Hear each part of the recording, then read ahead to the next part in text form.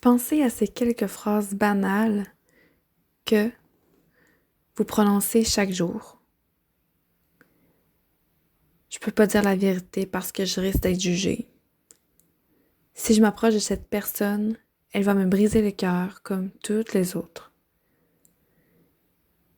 Je peux pas demander ce que je veux. Que ferais-je si j'étais rejetée? Je peux pas faire confiance aux gens parce que j'ai déjà été trahie. Je peux pas poursuivre mes rêves parce que je ne sais pas ce que je ferais si j'échouais. Je peux pas faire ça parce que ça. Si je fais ça, il va arriver ça.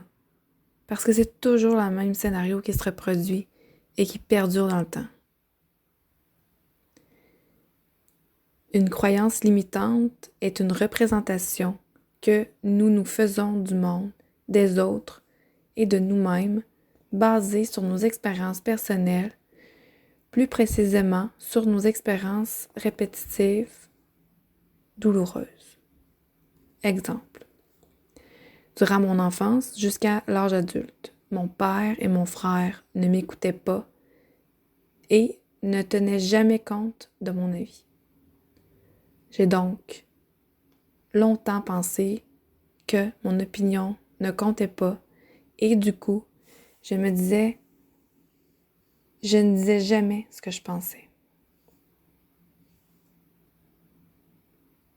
Nos croyances sont-elles bonnes ou mauvaises? Nous avons donc acquis de nombreuses croyances au cours de notre vie. Ce sont nos expériences heureuses ou malheureuses qui les ont créées. Mais aussi la pression exercée par nos environnements familiaux, sociaux et culturels. Nous en avons rarement conscience, mais les difficultés que nous avons à nous comporter de manière assertive sont liées à ce que notre éducation nous a appris ou interdit. Certaines croyances jouent un rôle positif. Ce sont des croyances favorables parce qu'elles vont nous aider dans notre vie et notamment dans nos relations. Mais d'autres croyances, comme les croyances limitantes, vont au contraire nous freiner dans notre vie. Elles auront un impact négatif sur nos pensées, nos émotions et nos comportements.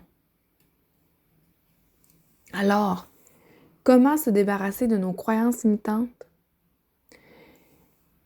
Elles sont comme les verres d'une paire de lunettes.